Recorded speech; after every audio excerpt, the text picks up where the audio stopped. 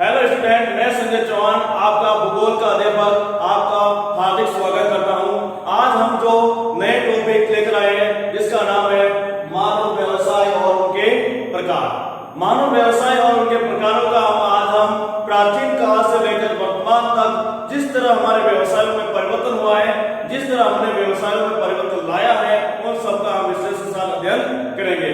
हम इसमें उन बारे में तत्वों को जानेंगे, प्राचीन काल में किस तरह लोग व्यवसाय करते थे, वर्तमान में किस तरह व्यवसाय कर रहे हैं, और प्राचीन काल के व्यवसाय में क्या परिवर्तन हुआ, वर्तमान में क्या परिवर्तन हुआ, और इन सब का हम प्रत्येक बिंदु सहित विश्लेषण के साथ हम स्पष्ट शब्दों में इसका अध्ययन करेंगे। यदि अपन इसका टॉपिक को शुरुआत करते हैं तो सर्वप्रथम हम इसकी शुरुआत मानव व्यवसाय के साथ करते हैं। तो मानव व्यवसाय की यदि परिभाषा को देखें तो जीवन यापन के लिए की जाने वाली आर्थिक क्रिया को मानव व्यवसाय कहता है। वापस सुनेगा प्यारे विद्यार्थियों, जीवन यापन के लिए की जाने वाली आर्थिक क्रियाओं को मानव व्यवसाय कहते हैं।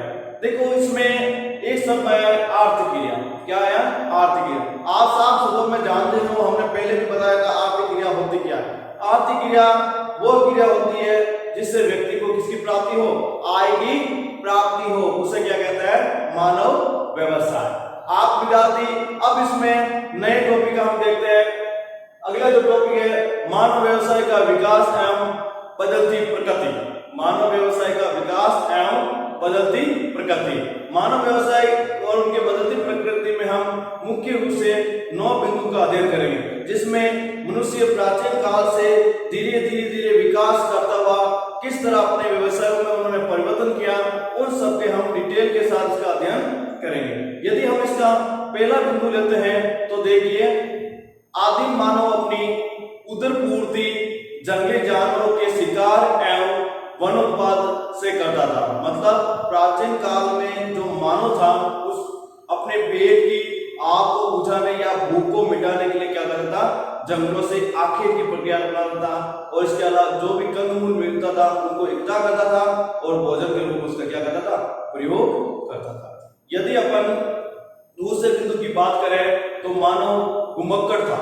मानव घुमक्कड़ था, इसलिए भोजन पूर्ति के में अनिश्चितता बनी रहती थी। देखो, मनुष्य एक स्थान पर निश्चित ना रहकर वो स्थान बदल कर रहता था। यदि स्थान बदल कर रह जाता है तो इससे सबसे बड़ा उनको क्या हुआ, नुकसान हुआ कि उनको कभी भोजन आसानी से मिल जाता था और कभी आसानी से नहीं मिलता था। इसी के कारण उसमें भोजन की कभी कभी अनिश्चितता बनी रहती, कभी ज्यादा प्राप्त होता था, कभी कम। यदि अपन इसके तृतीय बिंदु की बात करें तो मानव समय के साथ बौद्धिक विकास करके वो उपयोगी जानवरों को पालने लगा। मतलब मनुष्य समय के साथ परिवर्तन किया, अपनी सोच को बढ़ाया, अपनी तकनीकी को बढ़ाया और उसने उन पशुओं को पाला जो उनके लिए क्या हो, उपयोगी हो, जैसे गाय है, बकरी है। इसके अलावा और भी जो जानवरों को विभिन्न प्रकार से उत्पाद प्राप्त हो सकते हैं, उन सबको उन्होंने पालना शुरू किया।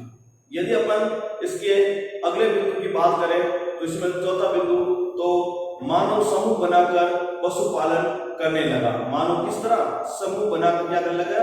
पशुपालन करने लगा। तो इसमें पहले हम एक शब्द आया है पशुपालन। तो पशुपालन एक क्या होता है उसके बारे में देखते हैं। पहले पशुपालन से संबंधित अर्थव्यवस्था या पशु से पालने से संबंधित अर्थव्यवस्था को पशुपालन कहते हैं। वापस लेना, पशुओं को पालने से संबंधित अर्थव्यवस्था को क्या कहते हैं? पशुपालन। पशु को चारे की पूर्ति के लिए वो ऋतु प्रवास करने लगा। देखो, वो पहली बात उन्होंने क्या कहा था? मानव समूह बनाकर पशुपालन करने लगा, और पशु की चारे की पूर्ति के लिए वो क्या करने लगा? वो ऋतु प्रवास करने लगा। ऋतु प्रवास का मतलब होता है मौसम या ऋतु के अनुसार व्यक्ति द्वारा एक स्थान से दूसरे स्थान पर आना जाना, वो क्या होता है? ऋतु प्रवास। आपने पढ़ा भी होगा, विश्व के अंदर बहुत से ऐसी जनजातियां हैं जो मौसम के अनुसार अपना प्रवास करती है। इसी तरह भारत के अंदर जो हिमालय क्षेत्र है उसके अंदर भी कुछ ऐसी प्रजातियां पाई जाती हैं जहाँ के लोग घुमक्कड़ या ऋतु प्रवास करके अपने जीवन निर्वाह करते हैं। जैसे हमारे हिमालय की जनजातियों का नाम है गद्दी, बकरवाल, भूटिया, गुज्जर। ये सभी जनजाति क्या करते हैं? मौसम के अनुसार इधर उधर आवागमन करके अपना और पशु का पालन पोषण करते हैं। एग्जाम्पल के रूप में आपने हिमालय के अंदर जब गर्मी का मौसम होता है तो वो पहाड़ों के ऊपर चले जाते हैं, और सर्दी का मौसम होता है तो वापस पहाड़ों नीचे आ जाते हैं। इस तरह वो एक ऋतु के अनुसार पशु को एक स्थान से दूसरे स्थान क्या कहते हैं, प्रवास। यदि अपन अगले बिंदु की बात करें, मानव मूलभूत आवश्यकताओं की पूर्ति पशु उत्पादन से होने लगी। जो मनुष्य की जो मूलभूत आवश्यकता थी उसकी पूर्ति किससे होने लगी, पशु उत्पादन से होने लगी, लेकिन साथ में कृषि क्रिया करने भी लगे। देखो उनकी जो पूर्ति थी, जैसे दूध की, दही की, मक्खन की, या फिर और प्रकार मांस, चमड़ा, ऊन, इन सब की जो पूर्ति है वो पशु से होने लगे। साथ में उन्होंने कौन सी क्रिया शुरू कर दी थी, कृषि क्रिया। तो अपन कृषि क्रिया या कृषि संबंधित एक शब्द आया, तो उसे हम पहले देख लेते हैं। कृषि के बारे में मैंने आपको पहले भी बताया था। कृषि लैटिन भाषा का एक शब्द है जिसका शाब्दिक अर्थ होता है एग्रीकल्चर। क्या होता है, एग्रीकल्चर। एग्री यानी मिट्टी, कल्चर यानी जुताई, अर्थात मिट्टी की जुताई करने के साथ साथ हम पशुपालन, मत्स्य पालन, कुक्कुट पालन जैसी संबंधित क्रियाएं करते हैं, उसी को हम कृषि कहते हैं। तो आपको कृषि की परिभाषा भी अच्छी तरह से आ गई होगी। अब अपन नेक्स्ट बिंदु की बात करते हैं। कृषि क्रिया करने के कारण मानव स्थायी बस्ती बनाकर रहने लगा। कृषि क्रिया करने के कारण मानव स्थायी बस्ती बनाकर रहने लगा, जिससे नदियों के निकट सभ्यताओं का विकास होने लगा। नदियों के निकट किसका विकास होने लगा, सभ्यता। देखो आपने पहले भी पढ़ा था, हमने नेक्स्ट टॉपिक के अंदर, जब मनुष्य ने कृषि क्रिया प्रारंभ की तो उन्होंने स्थायी बस्ती बनाकर रहना प्रारंभ कर दिया। लेकिन उससे पहले जो मानव था वो अस्थायी कृषि करता था, तो अस्थायी बस्ती भी पाई जाती। और जब उन्होंने स्थायी कृषि करके उन्होंने किसी नदी के पास रहना प्रारंभ कर दिया, तो वहां पर विभिन्न प्रकार की सभ्यता का विकास हुआ। आपने भी मालूम ही है, इतिहास में आपने पढ़ा भी होगा, अधिकांश सभ्यता का जो विकास हुआ है वो नदी घाटियों के पास ही हुआ है। इसका एग्जाम्पल भी हम देख सकते हैं, जैसे हड़प्पा सभ्यता, मेसोपोटामिया सभ्यता, सिंधु सभ्यता, ठीक है, ये सारी सभ्यता है, उसका उत्पत्ति है वो नदियों के निकट ही हुई है। एग्जाम्पल वो रूप में देख लो, जैसे हड़प्पा रावी नदी के किनारे, सिंधु नदी के किनारे, और मेसोपोटामिया दजला और फरात नदी के किनारे। ये सभी सभ्यता का विकास है वो नदियों के निकट ही देखने को मिलता है। यदि अपन नेक्स्ट बिंदु की बात करें, पूर्ण जागरण काल में खोज, अन्वेषण व तकनीकी विकास के साथ ही आर्थिक विकास की गति भी पकड़ी। देखो जब पूर्ण जागरण काल हुआ, आपको पता ही है, गैरीबॉल्डी जैसे बहुत सारे विचारक थे जिन्होंने पूर्ण जागरण की प्रवृत्ति को अपनाया था। तो पूर्ण जागरण काल में लोगों ने नई नई खोजबीन शुरू कर दी, जैसे कि उन्होंने नई नई तकनीकें खोजी, नौ संचालन का प्रारंभ हो गया, यहाँ तक कि और बहुत सारे ऐसे तकनीकी क्षेत्र में उन्होंने विकास कर लिया। और तकनीकी विकास के कारण उनका आर्थिक विकास में क्या हुई, गति हुई। एग्जाम्पल के रूप में हमने एक उदाहरण के माध्यम से मैं समझाता हूँ। यदि अपन कोई भी चीज हाथों से बनाते हैं, जैसे अपन कपड़ा भी बुनना देख लेते हैं या स्वेटर बुनना देख लेते हैं, यदि हाथों से बनाएंगे तो पूरे दिन के अंदर 2 या 1 या 3, इससे ज्यादा हम नहीं बना सकते।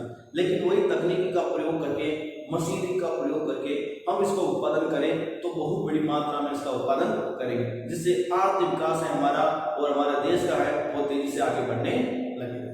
यदि अपन नेक्स्ट बिंदु की बात करें जो 8 नंबर है, यदि 18वीं शताब्दी में ईंधन की खोज के बाद विश्व में खनन और उद्योग जैसी गतिविधियों का विस्तार हुआ।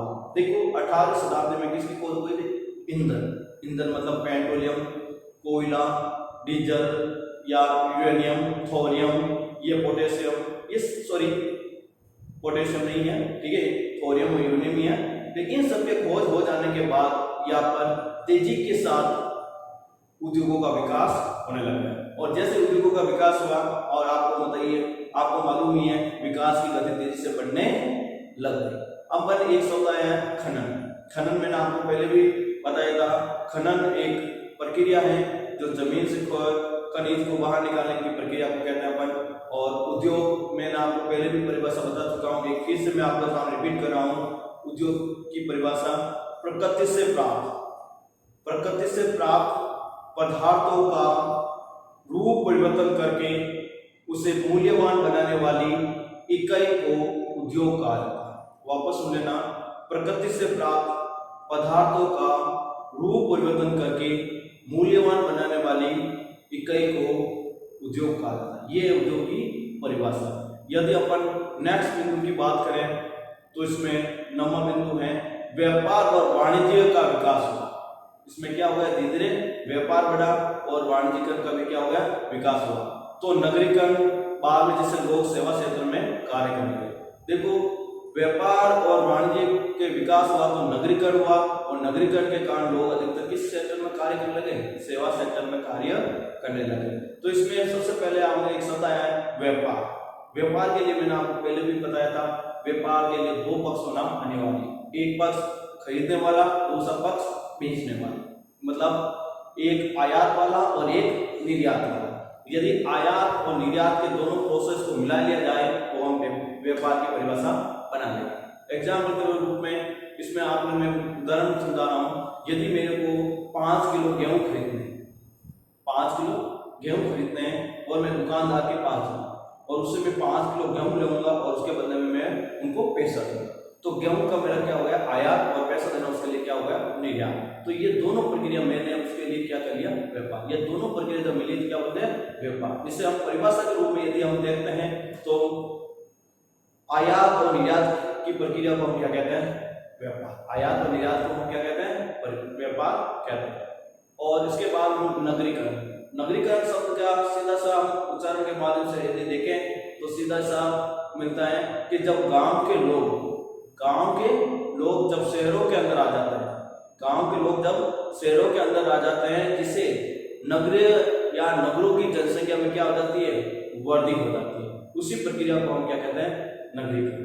वापस सुन लेना कि जब गांव के लोग शहरों के अंदर आ जाते हैं, जिससे शहर या नगर की जनसंख्या में क्या हो जाती है, वृद्धि, उसी को हम क्या कहते हैं, नगरीकरण। और नगरीकरण में आ जाने से ज्यादा लोग कौन से सेक्टर में कार्य करना पसंद करते हैं, सेवा सेक्टर, जिसे हम तृतीय क्रिया भी कहते हैं। क्या कहते हैं, तृतीय क्रिया। और आपको बताइए तृतीय क्रिया की परिभाषा भी क्या है कि सेवाओं से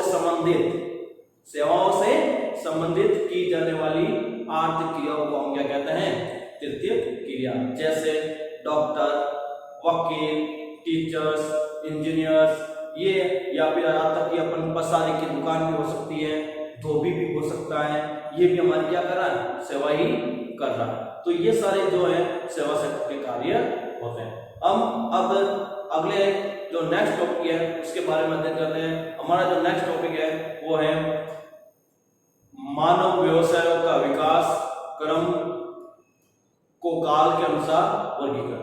मानव व्यवसाय के विकास क्रम को काल के अनुसार वर्गीकरण, ये हमारा अगला टॉपिक। यदि इसके विश्लेषण के साथ यदि हम देखेंगे तो इसमें 4 कालों का महत्वपूर्ण पढ़ने को मिले। पहला प्रागैतिहासिक काल, दूसरा प्राचीन काल, तीसरा मध्यम काल और चौथा आधुनिक काल। और प्रागैतिहासिक काल के अंदर किस तरह मानव ने व्यवसाय का विकास क्रम किया। फिर हम पढ़ेंगे प्राचीन काल में मानव ने किस प्रकार विकास का कार्यक्रम को आगे बढ़ाया। फिर पढ़ेंगे मध्य काल और फिर पढ़ेंगे आधुनिक काल, जो हमारा राष्ट्र में सबसे वर्तमान स्थिति के व्यापार या उनके व्यवसाय के बारे में हमें जानकारी देगा। यदि अपन पहला हम बिंदु लेते हैं प्रागैतिहासिक काल। यदि प्रागैतिहासिक काल की बात करते हैं तो इसका मुख्य बिंदु जो पहला है वो देखिए, इस काल में मानव जंगली जानवरों का शिकार करता था।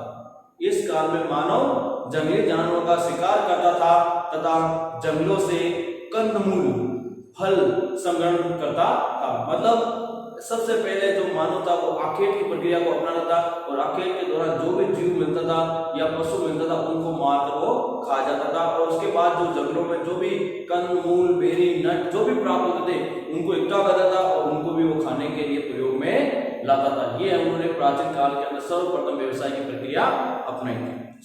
प्रागैतिहासिक काल में सर्वप्रथम ये प्रक्रिया अपनाई थी। यदि अपन नेक्स्ट बिंदु की बात करें तो इस काल में सीमित जनसंख्या और सीमित आवश्यकता थी। देखो आपने देखा होगा प्रागैतिहासिक काल में ना ज्यादा कोई जनसंख्या थी और ना ज्यादा जनसंख्या होने के कारण उनकी आवश्यकता भी क्या थी, कम थी। और जब आवश्यकता कम, जनसंख्या कम, तो उनके लिए अन्य प्रकार के व्यापार करने की आवश्यकता नहीं पड़ी और जो भी उनको आसानी से प्राप्त जंगली जीवों के शिकार से या कंदमूल इकट्ठा करने से प्राप्त हो जाता था, उससे वो अपना जीवन निर्वाह कर लेता। लेकिन वर्तमान में देखते हैं तो मानव जीवन इतना लंबा हो गया, इतनी आवश्यकता विस्तृत हो गई है कि आज बहुत बड़ी प्रक्रिया को अपनाना पड़ता, मतलब व्यापार की बहुत ज्यादा प्रोसेस को इसमें लाना पड़ता, तब जाकर ये हमारी आवश्यकता की क्या पूर्ति प्रागैतिहासिक काल की यदि अपन नेक्स्ट बिंदु की बात करें तो इसमें इस काल में मानव शिकार नुकीले पत्थरों से, लकड़ी के डंडों से तथा कुत्तों का प्रयोग करने लगा। देखो आपने पहले भी पढ़ा था प्रागैतिहासिक काल में पालन के अंदर मनुष्य जीवन निर्वाह के लिए क्या करता था? शिकार। अब शिकार के लिए उसके पास कौन कौन से चीजें थी या कौन कौन से तत्व या उनके प्रकारों का प्रयोग करता था? तो उसमें सबसे पहले क्या था? नुकीले पत्थर। दूसरा क्या था? लकड़ी के डंडे। और तीसरा कुत्ते का प्रयोग। वो तीनों चीजों का प्रयोग वो अपने शिकार की प्रक्रिया में काम में लेते थे। अभी अपन नेक्स्ट बिंदु की बात करें तो समय के साथ मानव धीरे धीरे उपयोगी जानवरों को पालने लगा और उनको पालतू बनाकर अपने पास रखने लगा। वापस सुन लीजिए, समय के साथ मानव धीरे धीरे उपयोगी जानवरों को पालतू बनाकर अपने पास पालने लगा, जिससे मानव की दूध, दही, चमड़े, हड्डियां जैसी उपयोगी जो आवश्यकताएं थी वो पूरी होने लग गई। तो वापस याद रखना, मनुष्य ने पारंपरिक जीवों को क्या करता था? शिकार।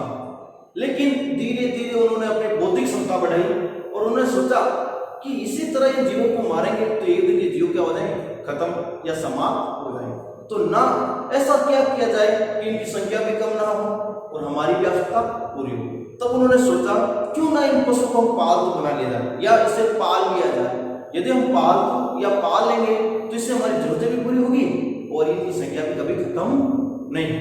तो इसलिए उन्होंने पालतू बनाया और पालतू बनाकर उन्होंने धीरे धीरे उनसे दही, दूध, हड्डियां, चमड़ा जैसी महत्वपूर्ण उपयोगी चीजें थी उनसे वो प्राप्त करने लगे। यदि नेक्स्ट बिंदु की बात करें तो इस काल में मानव पशुओं के चारे की कमी को पूर्ति करने के लिए घुमक्कड़ जीवन बीता था। वापस सुन लीजिए, इस काल में मानव पशुओं की चारे की पूर्ति के लिए घुमक्कड़ जीवन जीता था। घुमक्कड़ का मतलब होता ऋतु प्रवास करता था। क्या करता था? ऋतु प्रवास। क्यों? क्योंकि आपको पता है एक ही जगह पर अपन जब रखेंगे तो समय के साथ सीमित चारा समाप्त हो जाएगा। समय के साथ सीमित चारा क्या हो जाएगा? समाप्त हो जाएगा। इसलिए और चारे की तलाश के लिए उनको एक स्थान से दूसरे स्थान पर जाना पड़ता था। तो हमने पहले भी पढ़ा था कि हमारे देश में, विश्व में बहुत सारी ऐसी घुमक्कड़ जनजातियां हैं या ऋतु प्रवास करने वाली जातियां हैं जो पशु चारण के लिए अपने स्थान बदलती रहती है। यदि अपन नेक्स्ट बिंदु की बात करें तो इस काल में मानव अस्थायी आवास बनाकर छोटे छोटे समूह में रहने लगे। क्यों? आपको खुद को ही मालूम है, पारंपरिक के अनुसार जब मनुष्य शिकार क्रिया करता था उस समय कभी उनकी बस्ती स्थायी नहीं थी, लेकिन स्थायी कब हुई थी? कृषि क्रिया के बाद। लेकिन उस अस्थायी बस्ती थी उस समय वो अपने छोटे छोटे समूह जो कबीले के रूप में रहते थे। इस रूप में छोटे छोटे समूह थे लेकिन कबीले के रूप में। फिर अपन इसके नेक्स्ट बिंदु की बात करें तो इस काल में मानव उपयोगी पौधे के बीजों को उगाकर जूमिंग कृषि करने लगे। देखो अब देखो भौतिक क्षमता की विश्लेषण कीजिए। पहले शिकार करता था, फिर पशु को पालतू बनाया, अब वो भी सोचा कि और कैसा तरीका अपनाया जाए जिससे हमारे जीवन निर्वाह क्या आसान हो। उन्होंने कौन सा तरीका अपनाया कि कुछ महत्वपूर्ण बीज को इकट्ठा किया और उनको जमीन में बोया और कौन सी कृषि शुरू कर दी? जूमिंग कृषि। कौन सी कृषि? जूमिंग कृषि। और आप जूमिंग कृषि के बारे में आपने छोटी क्लासों में बहुत पढ़ा है कि जूमिंग कृषि होती क्या है। मैंने आपको बताया भी था कि जूमिंग कृषि के अन्य नाम भी क्या है। तो यदि अपन जूमिंग कृषि की यदि परिभाषा पूछ ली जाए कि जूमिंग कृषि होती क्या है तो सीधा सही है कि व्यक्ति द्वारा किसी स्थान को, जंगलों को साफ करके उनको 2-3 साल कृषि क्रिया की जाती है और जब उसकी उर्वरक क्षमता का समाप्ति हो जाती है तो पुनः वही प्रक्रिया अपनाकर दूसरे स्थान पर चले जाते हैं और कृषि क्रिया कर देते हैं। इसी प्रकार की कृषि हम जूमिंग स्थानांतरण कृषि या फिर सोर्स परिभाषा में देखें तो स्थान परिवर्तन कर करके की जाने वाली कृषि को हम क्या कहते हैं? जूमिंग कृषि। तो एक बार फिर से इसकी पूरी डिटेल के साथ परिभाषा सुन लीजिए। प्राचीन काल में मानव जंगलों को काटकर, जलाकर उनको साफ करते थे और उस स्थान पर 2-3 साल कृषि क्रिया करने के बाद जब उसकी उर्वरक क्षमता समाप्त हो जाती थी तो वही प्रक्रिया दूसरे स्थान पर जाकर अपनाते थे और उस स्थान को साफ करके फिर से वही प्रक्रिया या कृषि करने लग जाते थे। उसी प्रक्रिया को हम जूमिंग मिल्पा, दिहांग, चेना व स्थानांतर कृषि के नाम से जानते हैं। देखो कृषि एक है, नाम इसके क्या हुए अलग अलग। अपन नेक्स्ट बिंदु की बात करें तो इस काम में मानो फसलों व पालतू जानवरों की देखभाल व सुरक्षा के लिए टहनियों, पत्तियों व जानवरों की खालों की झोपड़ियां बनाकर रहने लगे। आपको मालूम ही है कि आप हमारी बॉडी को सुरक्षा के लिए या फिर सर्दी, गर्मी, वर्षा जैसी ऋतु के बचाव के लिए हमें एक निश्चित घर की आवश्यकता होती है या फिर किसी प्रकार के आवास की आवश्यकता होती है। तो उन समय उन्होंने अपने खुद की सुरक्षा और पशु की सुरक्षा के लिए उन्होंने पेड़ पौधे की जो टहनियां थी, पत्ते थे, जीवों की खाल थी, उन्होंने उनसे क्या बनाए, एक स्थिर तंबू बनाए या आवास बनाया और फिर उसके अंदर रहने लग गए। फिर अपने नेक्स्ट बिंदु की बात करें तो मानव ने नवपाषाण काल में मनुष्य ने पहिए का आविष्कार किया। किसका आविष्कार किया? पहिए। देखो पहले हम कृषि क्रिया पशुचारण क्रिया, फिर हमने पशुपालन क्रिया, फिर बाद में कृषि क्रिया और अब हमने किसकी खोज कर ली? पहिए की खोज की। जैसे उन्होंने पहिए की खोज की तो उन्होंने विभिन्न प्रकार की गाड़ियों का निर्माण करना शुरू कर दिया, जैसे बैलगाड़ी, घोड़ा गाड़ी, ऊंट गाड़ी। उस समय परिवहन के क्या थे? साधन थे। और इससे क्या हुआ था, वो अपने माल को या व्यक्ति एक स्थान से दूसरे स्थान पर आना जाना क्या हो गया? आसान हो गया। अब अपन नेक्स्ट बिंदु की बात करें, इस काल में मानव ने मिट्टी के बर्तन बनाने की कला भी सीखी। अब देखो क्या बनाना सीखी हमने? मिट्टी के बर्तन। अब मिट्टी के बर्तन हो गए तो उस बर्तन के अंदर वो अपनी महत्वपूर्ण जो चीजें थी वो उनको रखना क्या हो गया? आसान, जैसे पानी या फिर और कोई प्रकार के उत्पाद थे जो बाहर हम रख नहीं सकते थे, उनको वो मिट्टी के बर्तनों में रखता था जिससे उनकी उत्पादों की सुरक्षा हो सके। अपन अब नेक्स्ट टॉपिक है हमारा प्राचीन काल। क्या है? प्राचीन काल। अब देखो पहले हमने प्रागैतिहासिक काल पढ़ा, अब हम कौन सा पढ़ेंगे? प्राचीन काल। देखो प्रागैतिहासिक काल की मैं छोटी सी वापस समरी के रूप में बताता हूँ। प्रारंभ में शिकार, कंदमूल संग्रह, धीरे धीरे बौद्धिक विकास के साथ उन्होंने क्या किया? पशुपालन क्रिया कर दी। फिर बाद धीरे धीरे उन्होंने क्या किया? कृषि क्रिया सीख ली। फिर बाद में उन्होंने क्या किया? पहिए का आविष्कार कर लिया। फिर बाद में उन्होंने क्या किया? मिट्टी से बर्तन बनाना सीख लिया। ये सभी उन्होंने कब किया? प्रागैतिहासिक काल। अब नेक्स्ट है प्राचीन काल। यदि प्राचीन काल के हम पहले बिंदु की बात करें तो इस काल में कृषि व पशुपालन जैसी आर्थिक क्रियाओं के विकास के साथ मानव के जीवन में अस्तित्व आ गया, मतलब एक स्थान पर स्थायी रहने लगे। आपको मैंने पहले ही बताया था कि जब से उन्होंने कृषि क्रिया प्रारंभ की उन्होंने कौन सी बस्ती बना ली? एक स्थायी बस्ती बनाई, और स्थायी बस्ती बनाने के कारण वो एक स्थायी जगह पर क्या लगे? रहने लगे। तो उन्होंने पशुपालन और आर्थिक क्रियाओं के कारण उन्होंने एक स्थान पर निश्चित रहने लगे, और आर्थिक क्रिया की परिभाषा हम पहले भी बता चुके। अब इसके नेक्स्ट बिंदु की बात करें। इस काल में मानव प्राथमिक आवश्यकता की पूर्ति करने के बाद शेष बचे समय में वह अन्य कलाओं का निर्माण करने में लगा रहता था या अन्य कलाओं का विकास करने में लगा रहता था। जैसे उन्होंने मैं वापस समझा रहा हूं कि देखो प्राचीन काल में पहले तो उनकी प्राथमिकता थी अपने पेट या जीवन यापन की क्रियाएं करना।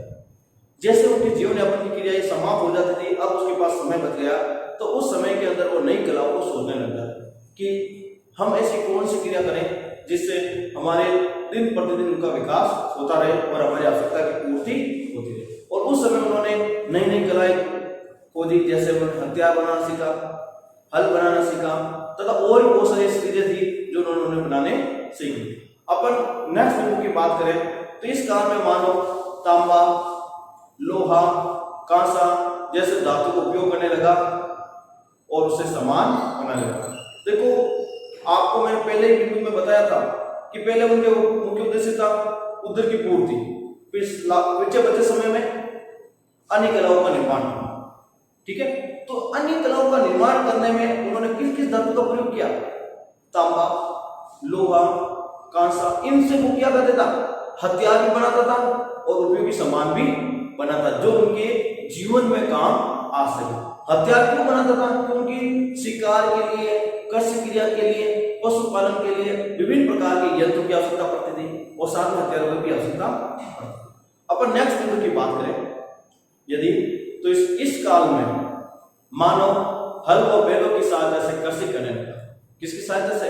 हल और बैलों की सहायता से क्या करने लगा?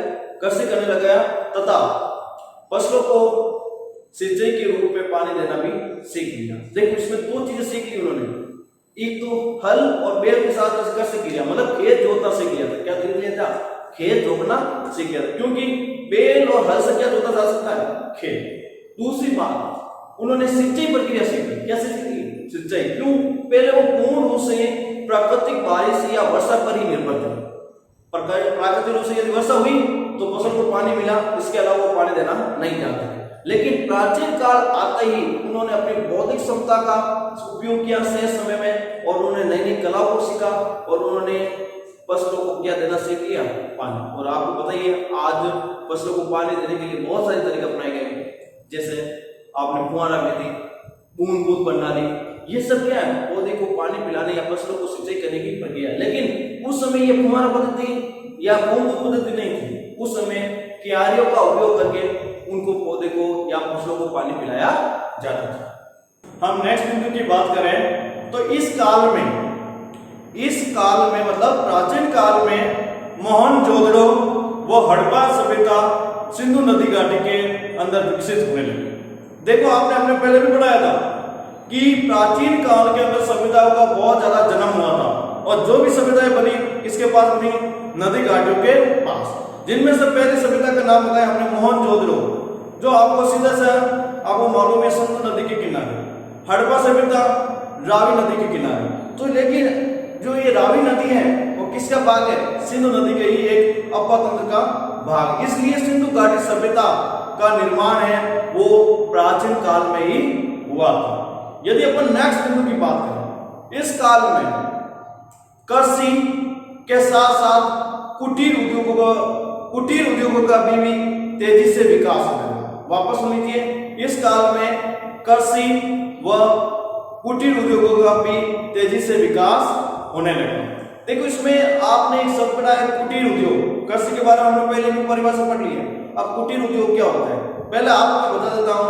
उद्योग की परिभाषा मैंने बताई हुई है कि प्रकृति से जो भी प्राप्त पदार्थ होता है उसका रूप परिवर्तन करके मूल्यवान बनाने वाली जो इकाई होती है उसी को हम क्या कहते हैं? उद्योग कहते हैं। तो उद्योग को मुख्य रूप से 3 भागों में बांटा गया। कितने भागों में? 3। सबसे पहला उद्योग होता है वो होता है वर्त उद्योग, दूसरा लघु उद्योग, तीसरा कुटीर उद्योग। तो पहला वर्त, दूसरा लघु और तीसरा कुटीर, इस तरह कितने हुए? 3। लेकिन आप किसकी बात हो रही है? कुटीर उद्योग। कुटीर का मतलब होता है घर, आपको मालूम ही है। उद्योग का मतलब उद्योग। आप इस टुकड़े को समझो। कुटीर का मतलब होता है घर और उद्योग का उद्योग मतलब ऐसे उद्योग जिससे व्यक्ति अपने घर के अंदर चलाता है, उस उद्योग को हम क्या कहते हैं? कुटीर उद्योग। वापस सुन लेना, ऐसे उद्योग जिससे व्यक्ति अपने घर के अंदर चलाता है उसे हम क्या कहते हैं? कुटीर उद्योग। एग्जाम्पल के रूप में जैसे छपड़ी बनाना, अगरबत्ती बनाना, सिलाई करना, पापड़ नमकीन बनाना, या तक कि अचार बनाना, ये सारे किसके उदाहरण हैं? कुटीर उद्योग है, जिसमें व्यक्ति की कम जरूरत, पूंजी की कम जरूरत और न्यून तकनीकी की जरूरत, ज्यादा उच्च तकनीकी भी नहीं जरूरी, इसलिए इसे कहा जाता है कुटीर उद्योग। ज्यादा उच्च तकनीकी की भी जरूरत नहीं है, ना ज्यादा पैसों की जरूरत है, ना ज्यादा श्रमिकों की। इस प्रकार का यह उद्योग चलाया जाता है। फिर अपन अगले बिंदु की बात करें, इस काल में व्यापारिक गतिविधियों का प्रारंभ हो गया। व्यापारिक गतिविधियों का मतलब होता है कि अलग अलग क्षेत्रों में व्यापार शुरू हो गया, मतलब व्यक्ति द्वारा आयात और निर्यात की क्या हो गई? प्रक्रिया। तो इस प्रकार की व्यापार की प्रक्रिया हो जाने के कारण पहले जो सिर्फ जीवन निर्वाह के लिए जो क्रिया करते थे, अब वो शेष बचे जो उत्पाद होते थे वो अन्य क्षेत्रों में या जहां पर नहीं पाए जाते थे उन लोगों को देकर उससे क्या प्राप्त करने लगा? पैसा, या फिर और कोई चीजें प्राप्त करने लगे। क्योंकि हमारे पास व्यापार के पहले दो प्रकार के तरीके हैं। प्राचीन काल में अलग था और वर्तमान में अलग। प्राचीन काल में व्यापार का जो तरीका था वो था वस्तु विनिमय। कौन सा विनिमय था? वस्तु विनिमय, मतलब वस्तु के बदले वस्तु देना, वस्तु के बदले वस्तु को देना। जैसे एग्जाम्पल के रूप में आपको गेहूं की जरूरत है और आप मान लो बाजरा बेचना चाहते हैं, तो आप ऐसे व्यक्ति को ढूंढोगे जिससे गेहूं की जरूरत है या फिर बाजरे की जरूरत है और आपको गेहूं की जरूरत है, तो अलग अलग आवश्यकताओं को ध्यान में रखते हुए उन व्यक्ति को ढूंढना पड़ेगा। फिर से मैं एक बार आपको समझा देता हूं, जैसे मुझे गेहूं की जरूरत है और दूसरे व्यक्ति के पास बाजरा पड़ा, वो वैसे व्यक्ति को ढूंढेगा बाजरा खरीदे और उसको क्या दे? गेहूं। तो मेरे पास आएगा, मैं उनसे बाजरा लूंगा और वो उसको क्या देगा? गेहूं। तो ये क्या हुआ? बाजरा और गेहूं दोनों क्या हुआ? वस्तु और विनिमय, मतलब लेन देन। वर्तमान में मुद्रा विनिमय कौन सा है? पैसा विनिमय, मतलब कोई वस्तु देते हैं, पैसा लेते हैं, काम तमाम या व्यापार पूरा। जैसे एग्जाम्पल के रूप में आपने मार्केट में गए, कोई वस्तु खरीदी, जैसे मान लो एग्जाम्पल के रूप में आपने पेन खरीदा, आपने पेन के बदले कोई वस्तु दी? नहीं, आपने क्या दिया? 5 रुपए, 10 रुपए, 20 रुपए, जो पेन की कीमत है वो पैसा दिया, वो आपको क्या हो गया? व्यापार। तो कौन सा व्यापार हुआ? मुद्रा विनिमय, मतलब पैसे वाला। ठीक है, अब नेक्स्ट बिंदु की बात करें। इस काल में यूनानी, रोमन सभ्यताओं का के साथ नगरीय सभ्यताओं का विकास। आपको पता है यूनानी और रोमन सभ्यता कैसी है? नगरीय सभ्यता है। इन सभ्यता का उनमें क्या हुआ? विकास। और नगरीय सभ्यता के विकास के साथ ग्रामीण अर्थव्यवस्था से क्या आ गए हम? नगरीय अर्थव्यवस्था के अंदर। इस तरह हमने मानव व्यवसाय के विकास क्रम को काल के अनुसार पढ़ा, जिनमें से पहला हमने काल कौन सा पढ़ा? प्रागैतिहासिक काल, दूसरा हमने पढ़ा प्राचीन काल। अब हमारे 2 काल बचे हैं, एक मध्य काल और एक आधुनिक काल, जो हम नेक्स्ट वीडियो में पढ़ेंगे, उनका विश्लेषण का अध्ययन करेंगे। धन्यवाद।